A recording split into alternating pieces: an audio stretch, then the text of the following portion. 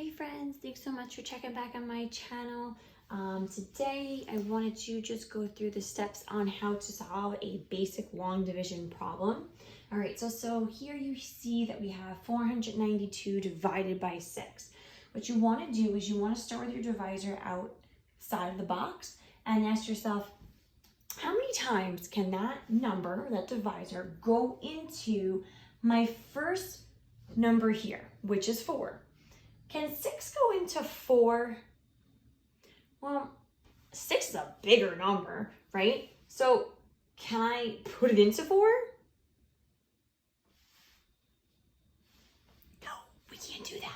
So if you can't put a big number into a small number, you're gonna go ahead and put an X there to hold that place. Now, sometimes people they prefer to put a 0. That's fine too. So a 0 or an X there, as long as you're holding the place, it's perfect. You're now going to ask yourself, can 6 go into 49? Well, I know that 6 is a smaller number than 49. It's a much smaller number. So yeah, of course, the number 6 can dive into 49. But we have to figure out how many times. So we want to think to ourselves, 6 times something gives me as close as I can get to 49 without going over it. So let's think. Well, we know 6 times 5 is 30. Have to keep going higher. 6 times 6 is, what's that saying? Oh, 36. Have to still go higher. 6 times 7 is 42. I wonder if I could still go another group of 6. 6 times 8 is, 6 times 8 is 48. So that means that 6 can go into 49 8 times without going over it. 6 times 8, or 8 times 6, gives me 48. Now, division and subtraction are like partners. They both mean that we're chopping things up or getting smaller. So you're going to definitely be doing subtraction within your division problem. All right, and then we just go ahead and subtract.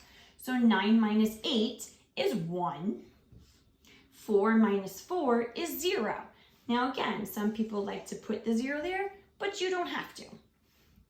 After you get to this step, you're going to go ahead and bring down that next number. And we have now just created the number 12.